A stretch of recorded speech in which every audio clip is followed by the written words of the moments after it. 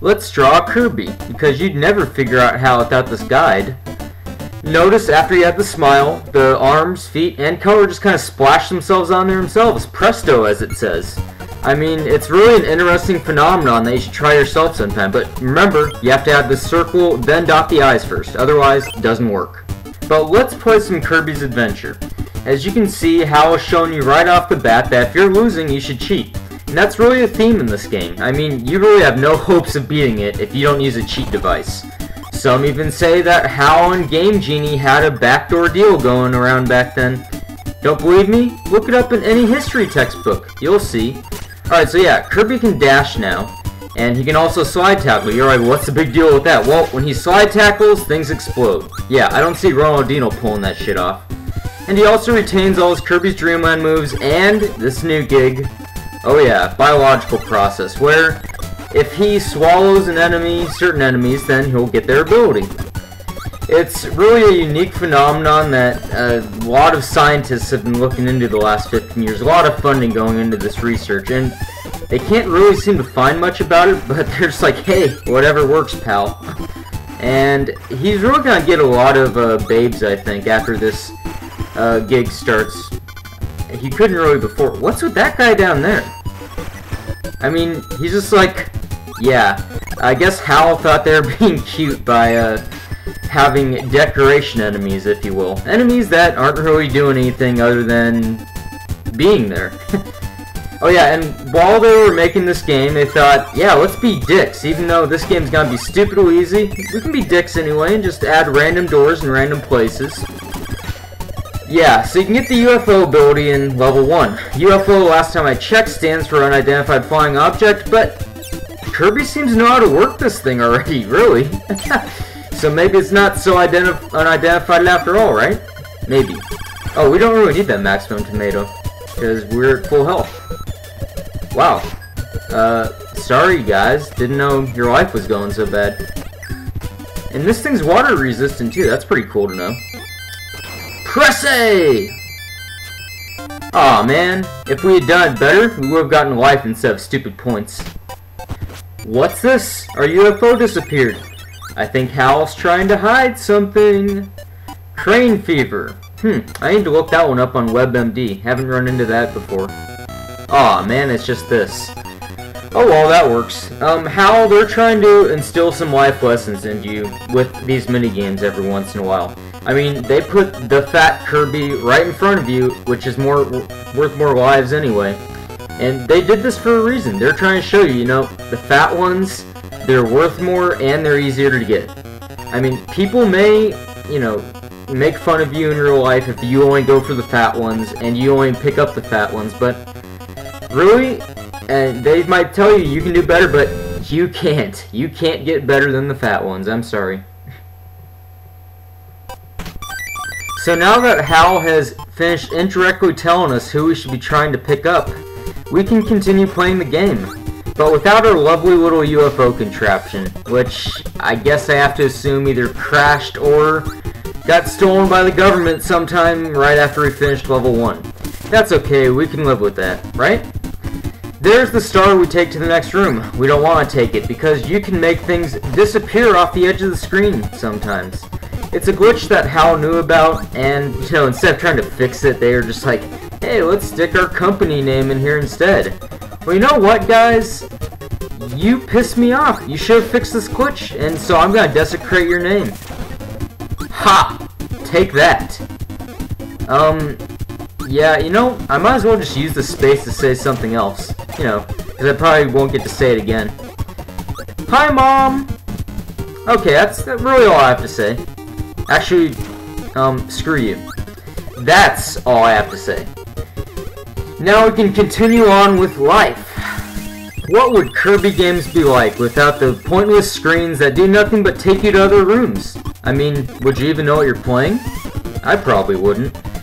So here's our pal, Poppy Brothers. You know why he's our pal? Because if we eat him, he gives us Crash. Now, what's the point of Crash, you may be wondering? So, the main purpose of it is generally just to find, say, some innocent fish who are doing nothing but minding their own business, and then just blast the shit out of them for no reason. Now, why is Kirby going on a murderous spree like this, you may be wondering?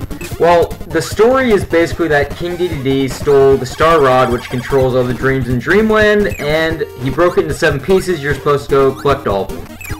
That's about it. If you play Kirby for the story, you're an idiot. You should be playing Kirby with a mindset like, I'm here to kill anything and everything I come across. I spare no one. It also helps if your mindset includes some compulsion to push up at random spots in random rooms. Yeah. It'll help you get by in this game anyway. Ah, sword. That's our sexiest ability yet, it looks like. Push A better this time. There we go. Now we got a life. Yeah, that's right. You damn well better dance, you little cream puff. Now, anyone who's played Kirby's Dream Land knows that this game is a huge improvement upon it. I mean, the other one was too short and too simplistic, and HAL fixed that perfectly in this one. Mainly it was because of fan letters they were getting at the time, to be perfectly honest. Now, how do I know about all the fan letters HAL was getting after they released Kirby's Dream Land? Well, mainly it was me and my friends writing them. I mean, we were toddlers at the time, but hey, we could write. And we were sending stuff to them all the time, saying stuff like, you know, the sucking and blowing for 20 minutes, that was fun, but we really want to expand our horizons a bit. I mean, we want the experience to last longer, first of all. That would make it more fun. And then, if you could please just let us get some more use out of Kirby's hole. I mean, the hole in Kirby's body is there for a reason, right? Let's experiment with that a bit more, see what's going up with that. And so, they gave us some pretty hot results. These new abilities and stuff, perfect. And the length, awesome. I mean, it made it a lot more fun. And some people, you know, this was their very first experience with Kirby. They had not gotten to see before that all they could do was suck and blow. And they just went straight into the fun stuff. And that's alright. I mean, they were expanding to a new generation. This was a generation of gamers who liked to go all the way a lot. They liked to hit home runs, so we're very thankful for this. What's this? Oh, a museum. Oh, we have to be really quiet when we're going in here. I just marvel at the art. Sit there, marvel at the art. You know, there's not any guards in here. Yeah, I think. No, I'm gonna just try and get away with stealing the art. I think we can. Let's steal the art, yeah? Hey look, we got the sword ability out of it. That's cool. Let's go, guys! Yeah, so it's not my fault that they didn't put any guards there. I mean, call me a kleptomaniac, but if there's art that's sitting there waiting to be stolen, I'm stealing it. I mean, it's too valuable not to, right? Ah, crap. Oh well, that's okay. We don't need any abilities to fight this guy. All he does is pull ice cubes out of his ass and we eat them. That's really disturbing now that I think about it, but that's okay, because our reward for eating these little frozen goodies, yeah, I guess I'll just call them goodies, is the freeze ability, which is a pretty damn good return, dude. This ability helps us continue to torture innocent little forest animals and make a soccer game out of them this time. I mean, they're lesser than us. It's okay to do this. And really, it just helps add to Kirby's cute, innocent nature anyway, right? Now, logically, you'd think Kirby might get hurt a little bit from eating something surrounded by needles, right? Nope.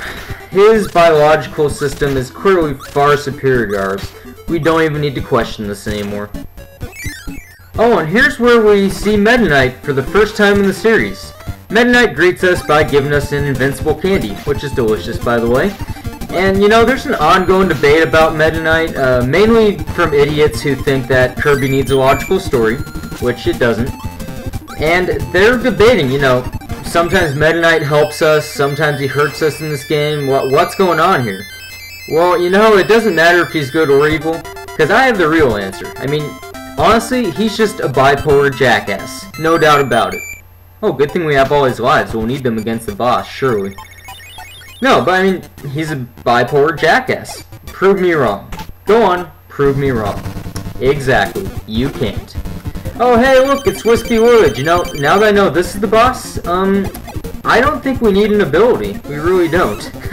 It would just be kind of like extra punishment towards him if we chose to use one. I mean, honestly, you have to make an effort to let him attack if if you're using an ability. That's pretty much how hardcore this battle is. Yeah, luckily we had all his lives though, right? Because we wouldn't have gotten by otherwise. Yeah, if you die to him, maybe gaming isn't for you. Just a thought. Next time on Let's Play Kirby's Adventure! Well, read the screen, moron.